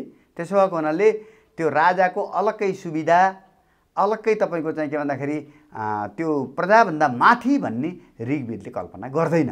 ऋग्वेदले त त्यही भित्रको सदस्यका रूपमा व्यवस्थापनका लागि उसलाई जिम्मा दिएको भन्ने हिसाबले ऋग्वेदले राजाको व्यवस्था, राज संस्थाको व्यवस्था गर्छ। कोष तयार पार्ने राजाले पार्नुपर्छ भन्यो, तर अहिले जनताहरूबाट कर उठाइरहेछ नि त। 3 तहको सरकारले करमा ब्रह्मलुट गरे भनेर आउँछ, यो चाहिँ अलिकति मेल खाएन। यसो छ, अब यो त अब ऋग्वेदसित सोझै जोड्ने भन्दा पनि के हुन्छ भन्दा हाम्रो स्मृति शास्त्रहरूले करका बारेमा धेरै कुरा गरेका छन्, होइन? अब ऋग्वेदले त धेरै करका बारेमा कुरा गर्दैन, किनभने ऋग्वेद भनेको चाहिँ संविधान जस्तै हो कि संविधानले धेरै कुरा व्याख्या गर्दैन। अब संविधानको एउटा धारालाई व्याख्या गर्न फेरि अर्को कानुन बनाउनु पर्छ नि, होइन? हो, ऋग्वेदले ठक्क मैले भने नि रै भनौँ सम्पन्न हुनुपर्छ भनौँ, अब त्यसका लागि व्याख्या गर्नलाई एउटा स्मृति ग्रन्थ बन्छ, हेर्नुहोस्, होइन? हो, त्यसो भएको हुनाले ऋग्वेदले चाहिँ खास गरिकन सबै मान्छे सुखी समृद्ध हुनुपर्छ र त्यसका लागि 10औं मण्डलमा गएर उसले के भन्यो भने हामीले प्रकृतिबाट सिक्ने हो, संवत्सरबाट सिक्ने हो, ऋतुहरूबाट सिक्ने हो। कसैले नभनिकन हेर्नुहोस्, कसैले नभनिकन वर्षा आउँछ, कसैले नभनिकन तपाईँको जाडो आउँछ, गर्मी आउँछ, सबै आउँछ भने हामीले पनि त्यो कुरालाई प्रकृतिबाट सिकेर त्यही अनुसार हाम्रा नियमहरू पनि सबैले मान्ने खालका, सबैलाई हुने खालका गर्नुपर्छ। र वेदले समग्र सृष्टिलाई विराट रूपमा कल्पना गरेको छ। विराट रूप भनेको सारा धरती हो है, ब्रह्माण्ड हो। त्यसमा चाहिँ उसले जस्तै अब यो 10औं मण्डलको 90 जुन चाहिँ सूक्त छ, त्यही हो पुरुष सूक्त भनेको, त्यही हाम्रो चाहिँ जातीय कुरो जुन आउँछ त्यसले गरेको कल्पना त जातीय होइन।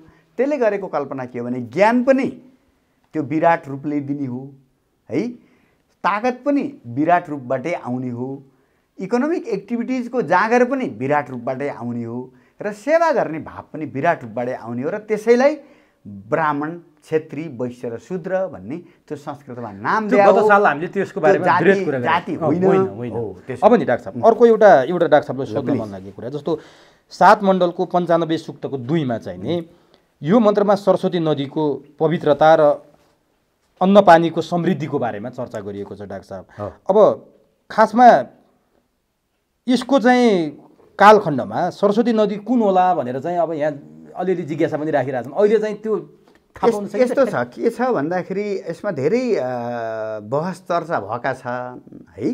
अब वेदमा चाहिँ पञ्चनदीहरूका कुरा आउँछन्, पञ्चनदीहरूका कुराहरूमा सरस्वती नदी पनि आउँछन्, र धेरै वैदिक विद्वानहरूको भनाइ यो सतलज भन्ने नदी हो, पन्जाब र पाकिस्तानमा बग्ने भन्ने छ।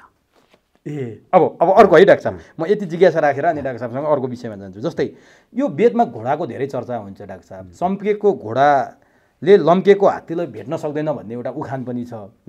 अब तर ऋग्वेदमा सूर्यको किरण लगायत गतिको ठाउँमा सूर्यको किरणको गति त हामी धेरै छ भन्छौँ नि त। अब भनेपछि घोडाको किन बढी चर्चा हुन्छ, सूर्यको किरणको चर्चा हुँदैन, हात्तीको चर्चा हुँदैन ऋग्वेदमा चाहिँ? होइन, सूर्य किरणको त अब ऋग्वेदमा एकदमै चर्चा छ। त्यो अघि भनिहाल्नुभयो त्यो अग्निको रूपमा चर्चा होला। होइन, सूर्यकै जस्तै पानी प्रशोधन गर्ने सन्दर्भमै सूर्यको कुरा छ है, सूर्यको छ। अब तपाईँले गतिसँग तुलना गर्दाखेरि यसो त्यसको कारण के हो भन्नुहुन्छ भने हाम्रो लगभग यो मोटर गाडी नबन्दासम्म है, मोटर गाडी नबन्दासम्म संसारमा खास गरिकन सुरक्षाका हिसाबले सबभन्दा सजिलो व्यवस्थापनका लागि अब संसारको चाहे त्यो कहीँका सेना होस् उनीहरूले घोडाकै नै प्रयोग गर्थे।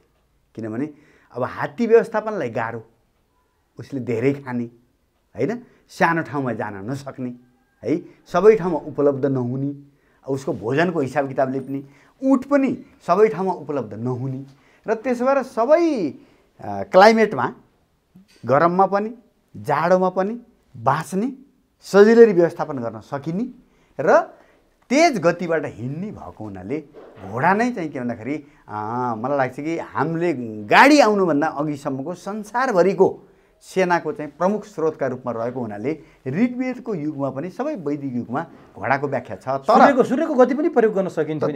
तर के छ भन्नुहुन्छ भने घोडाको मात्रै कुरा होइन, 609 पशुका चर्चा छन्, त्यो उहाँले बुझ्नुपर्छ। ऋग्वेदमा अब घोडा, हात्ती, तपाईँको चाहिँ के भन्दाखेरि अब भेडा यी पशुहरूको चर्चा छ। यजुर्वेदको 24 अध्यायमा 609 पशु घरपाला वनमा हुने भनेर वर्गीकरण गरेर राखिदिएको छ। अब डाक्टर साहब अर्को एउटा जस्तो मृत्युको देवताको रूपमा हामी यमराजलाई चिन्छौँ डाक्टर साहब होइन, लिन्छ। यमराजको चाहिने दूतको रूपमा हामी कुकुरलाई लिन्छौँ, कुकुरलाई लिन्छ र मृत्युपछि स्वर्गमाथि गइन्छ भन्ने एउटा विश्वास छ, मान्यता पनि छ। र अन्तरिक्षमा पहिलोपटक लाइका नामक कुकुर चाहिँ पठाइएको थियो, जुन चाहिँ रुसका वैज्ञानिकहरूले पठाथे।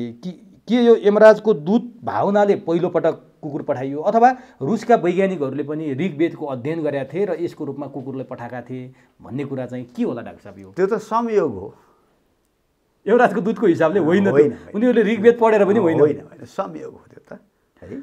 त्यसो भए अब अन्तिममा यो म एउटा सोध्दैछु डाक्टर साहबलाई, 10 मण्डलको 165 सूक्तको 2मा छ डाक्टर साहब, यो आकाश मार्गबाट ऋग्वेदको समयमा आकाश मार्गबाट शत्रुले आक्रमण गर्ने कुरा चाहिँ उल्लेख छ र त्यति बेला आकाश मार्ग, हवाईजहाज, लडाकु विमानको कल्पना गरेका थियो कि अथवा के थियो डाक्टर साहब? अथवा हामीले रामायणमा पढ्यौँ पुष्पक विमान भन्ने पनि पढ्यौँ, के थियो त्यो? होइन, त्यो यस्तो छ। अब जस्तै सूर्यलाई नै विभिन्न चाहिँ के भन्दाखेरि जस्तै 12 राशि सूर्यका 12वटा चाहिँ चक्का मानिन्छ कि 12 महिना, वर्षका 12 महिना 12 राशि, त्यसलाई चाहिँ सूर्यका 12 चक्का मानिन्छ। सूर्य 12 चक्के घोडा 12 चक्के रथमा है हिँड्छन् भन्ने चाहिँ छ त्यो व्याख्या है।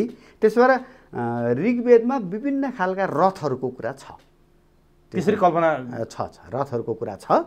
अब तर त्यसको धेरै व्याख्या चाहिँ त्यति बेला लडाकु विमान अथवा अहिलेका जस्ता थिएनन्। पुष्पकको चर्चा चाहिँ त्यति बेला पछि आयो, त्यो पछि आयो होइन। ऋग्वेदमा चाहिँ विभिन्न खालका रथहरूको कुरा है छ। अब डाक्टर साहब अब अघि धेरै कुराहरूमा गहिराईसम्म गएर 10औं मण्डलसम्म डाक्टर साहबले चर्चा गर्नुभयो, त्यो भित्रका महत्त्वपूर्ण विषयवस्तुहरूमा, मुख्य विषयवस्तुहरूमा हामी गयौँ। अब ऋग्वेद पूर्वीय र पश्चिमा सबैका शास्त्रमा सबैभन्दा पुरानो शास्त्र मानिन्छ होइन डाक्टर साहब? हजुर।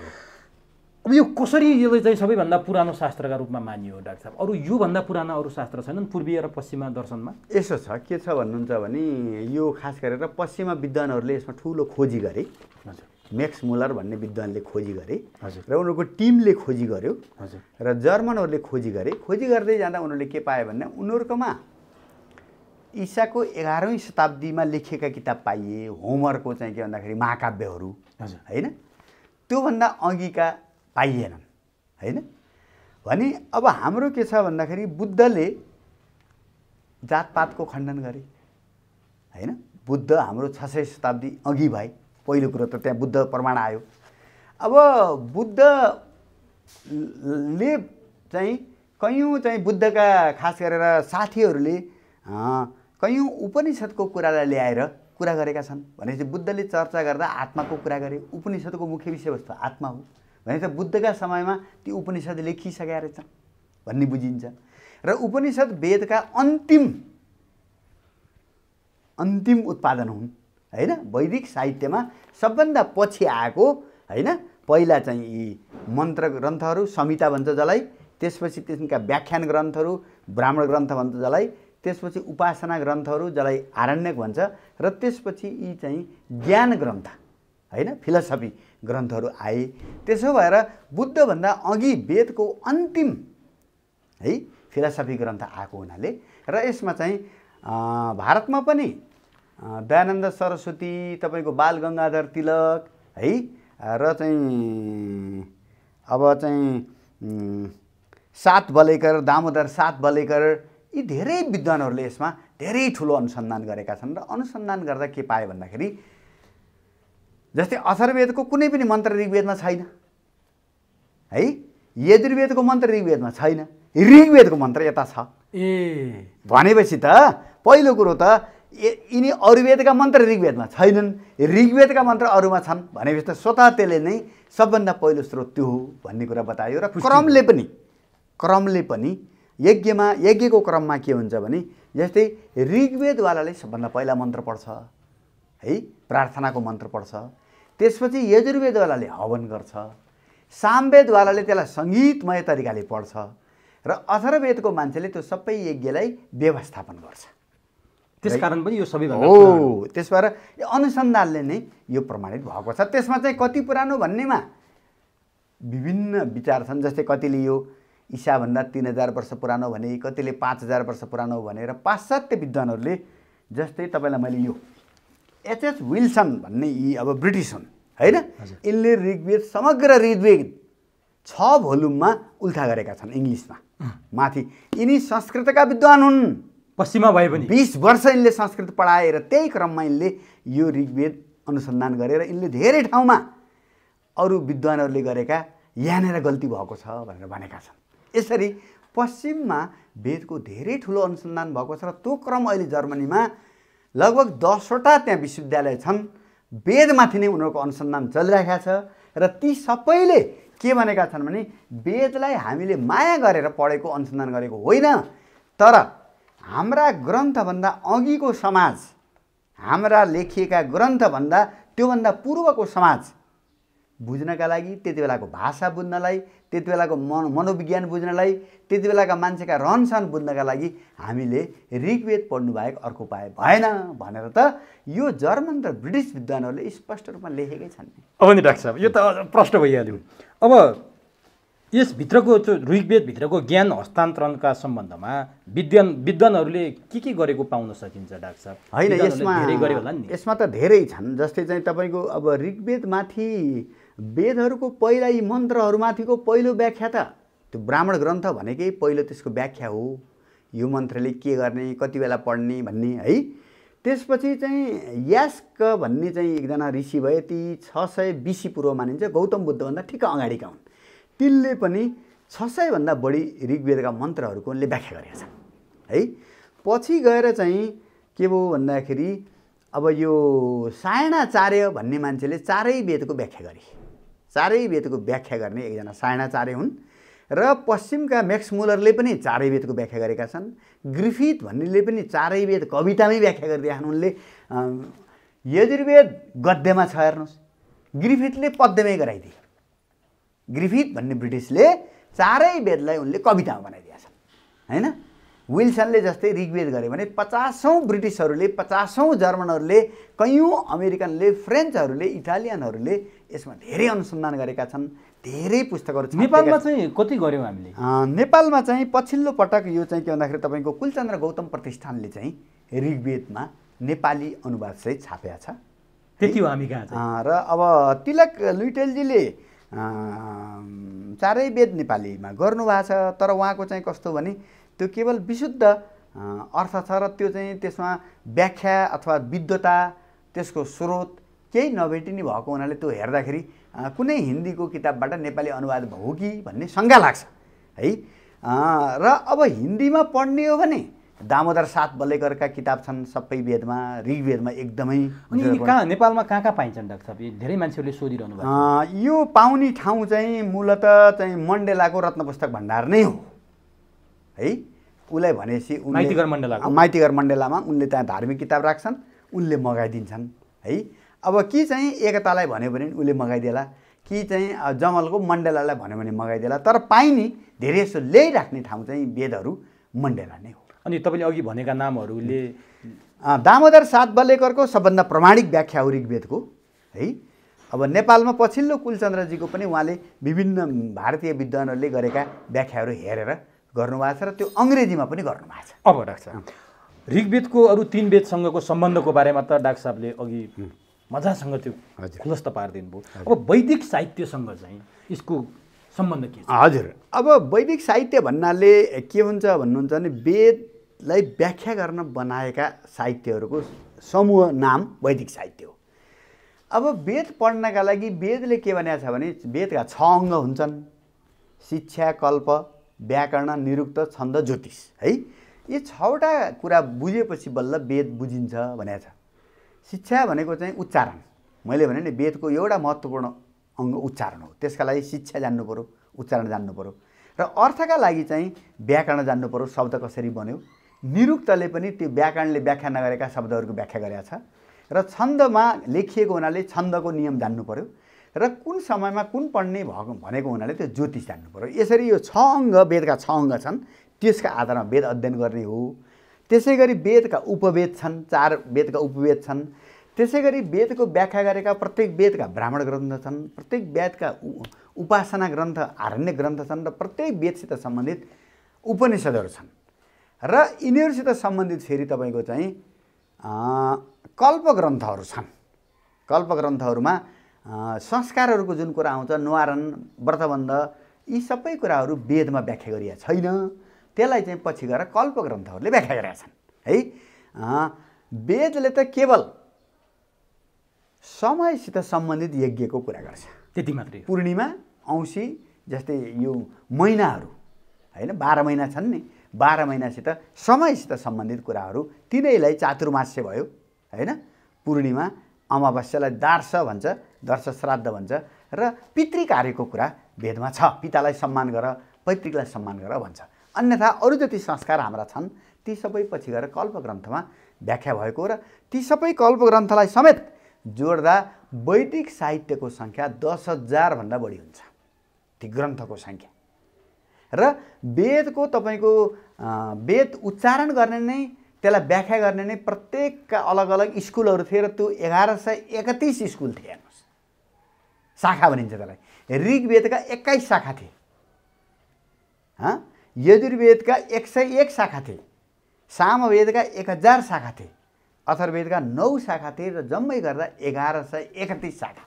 1131 का मन्त्र हुने भए, 1131 का ब्राह्मण ग्रन्थ हुने भए, 1131 का आरण्यक हुने भए, 1131 का तपाईँको अब चाहिँ के भन्दाखेरि उपनिषद हुने भए, 1131 कै शिक्षा ग्रन्थ हुने भए, 1131 कै कल्पग्रन्थ हुने भए, कति भए जोड्दै जानुहोस्।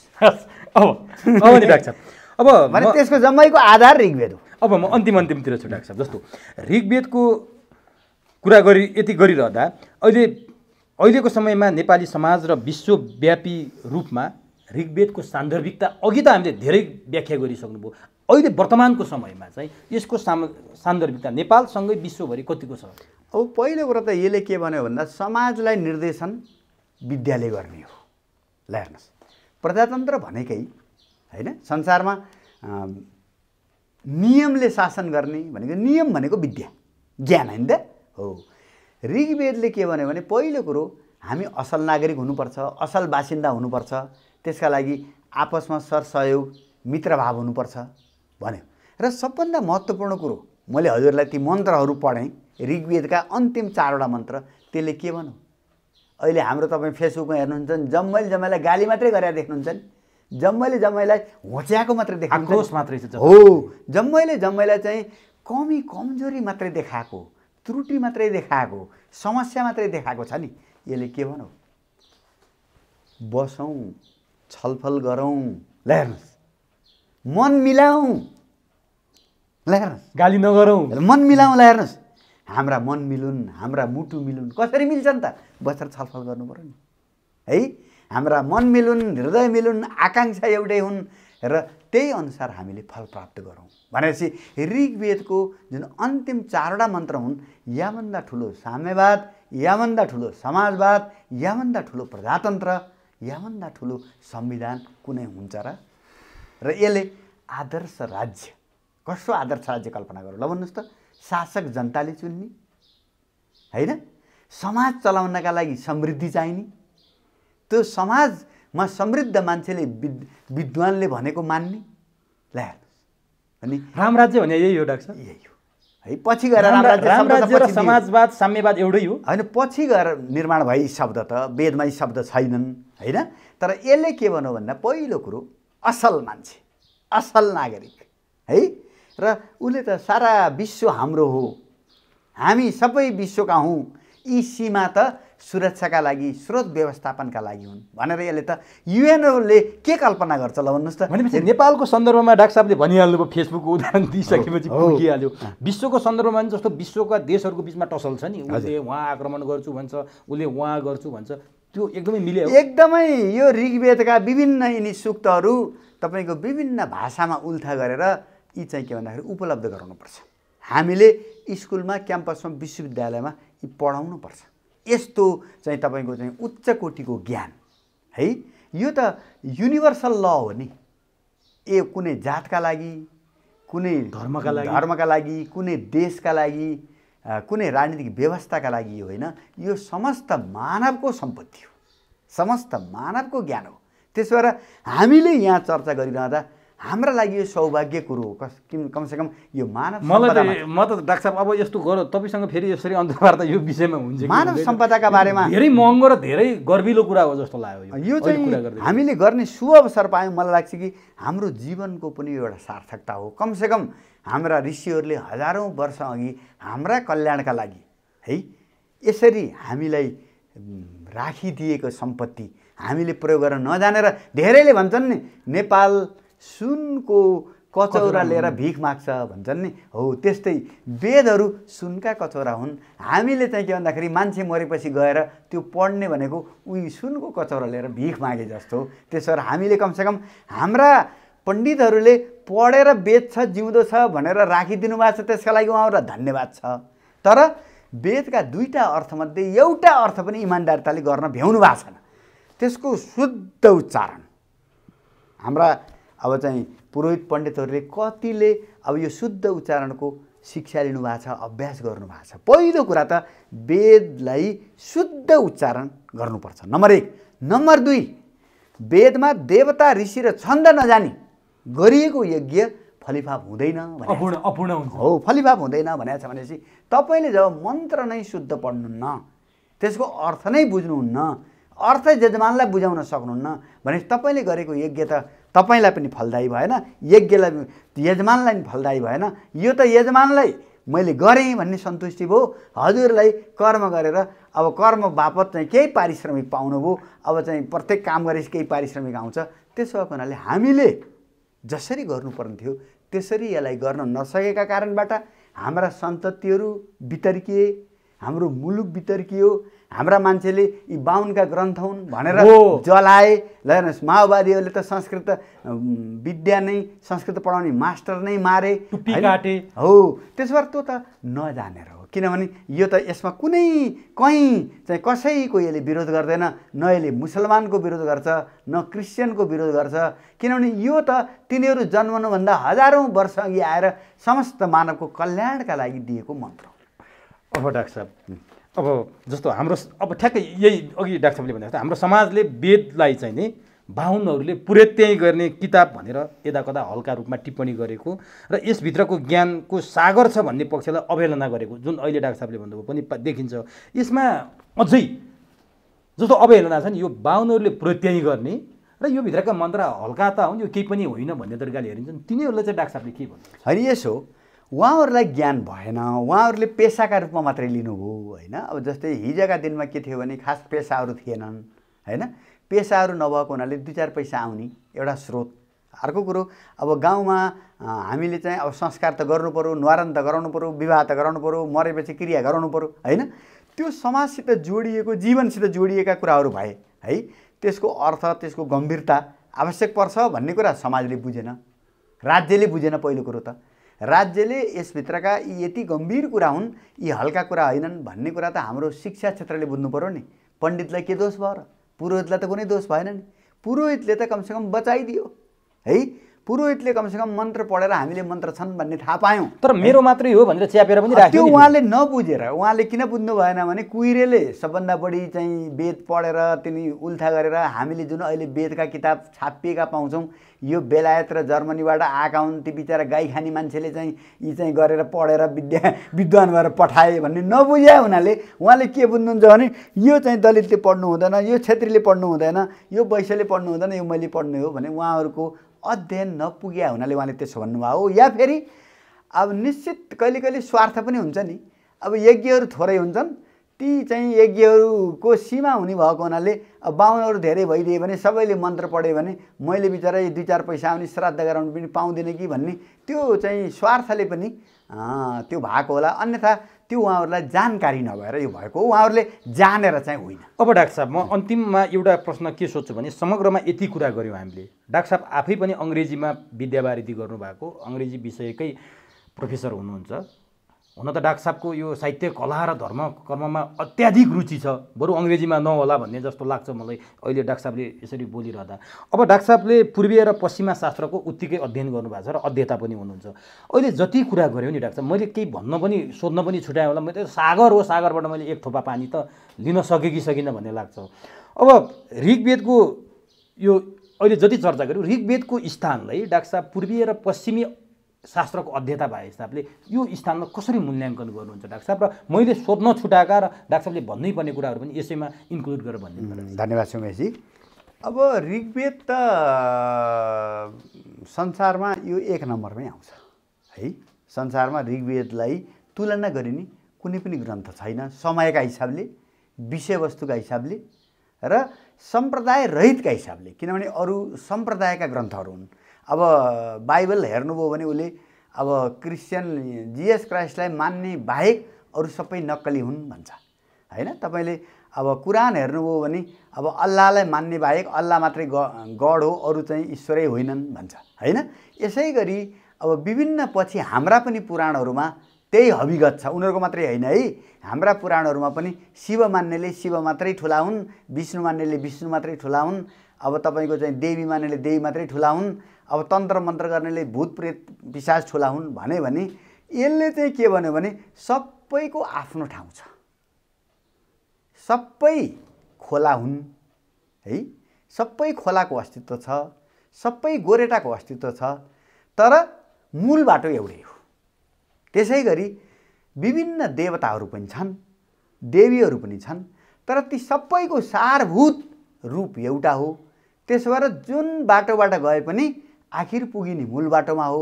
त्यसो भएर झैझगडा गर्नु पर्दैन। मुसलमान भए पनि, क्रिस्चियन भए पनि, अब वैष्णव भए पनि, शैव भए पनि, शाक्त भए पनि, अब तपाईँको भूत प्रेत मान्ने भए पनि वेदले सबै गोरेटा हुन्। गोरेटो चप्प समातेर तपाईँ हिँड्नुभयो भने मूल बाटो पुग्नुहुन्छ। यति भइसकेपछि केही कुरा त मैले पक्कै पनि छुटाएको छु, अथवा डाक्टर साहबलाई भनौँ लाग्या पनि होला। म त यो विषयमा जानकार पनि होइन डाक्टर साहब। केही छ भने केही छैन। हस् डाक्टर साहब, समय दिनुभयो, अत्यन्तै महत्त्वपूर्ण कुरा जानकारी गराइदिनु भयो। यसको लागि तपाईँलाई ल उमेशजी र तपाईँको नेटवर्कलाई पनि मैले यो मानव जातिका लागि सबैले जान्नुपर्ने विद्या ग्रन्थका बारेमा बोल्ने यो अवसर जुन समयले जुरायो, जुन तपाईँले जुराइदिनु भयो, म यसका लागि आभार व्यक्त गर्छु। र मेरो एउटै मात्रै चाहना यो बढीभन्दा बढी मानिस यसबाट लाभान्वित हुन सकुन् है कि। अब मैसित धेरै पिएचडी गर्नेहरू, मैसित पढ्नेहरू पनि उहाँहरू यस विषयमा जान्नुभयो भने उहाँहरूलाई अनुसन्धानलाई फाइदा हुन्छ। अब मेरा सहकर्मीहरू पनि अब देशभरि क्याम्पसमा पढ्ने पढाउने मित्रहरू हुनुहुन्छ। त्यसो भएर यो हजुरले बढीभन्दा बढी मान्छेलाई बढीभन्दा बढी मान्छेले देख्ने सुन्ने गरी फैलाउनु होला। यही मेरो चाहिँ कामना छ। यस अवसरका लागि यहाँलाई यहाँको नेटवर्कलाई धन्यवाद दिन्छु। हस् हस् जय होस्।